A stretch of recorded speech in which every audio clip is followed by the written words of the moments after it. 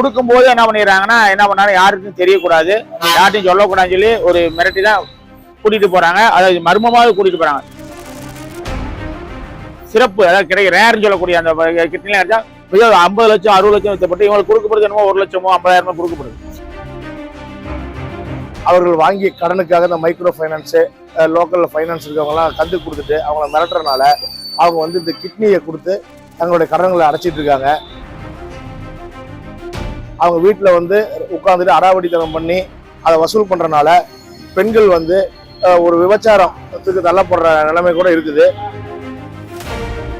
ஒரு தடவை போய் இந்த கிட்னி கொடுத்துட்டு வந்துட்டா அடுத்த முறை அவங்களே புரோக்கரும் ஆயிடுறாங்க. ஏன்னா அது நல்ல வருமானம் வருதுன்னு சொல்லி அவங்க புரோக்கர் ஆயிடுறாங்க.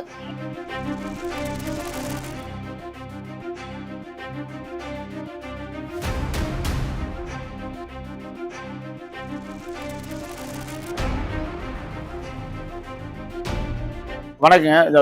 நாமக்கல் மாவட்டம் குமாரபாளையம் தாலுகா பள்ளிப்பாளையத்தில் தொடர்ச்சி கிட்னி திருட்டுன்னு சொல்லி பேசப்படுது. இதை இப்போதான் பேசப்படுது. ஆனால் இல்லை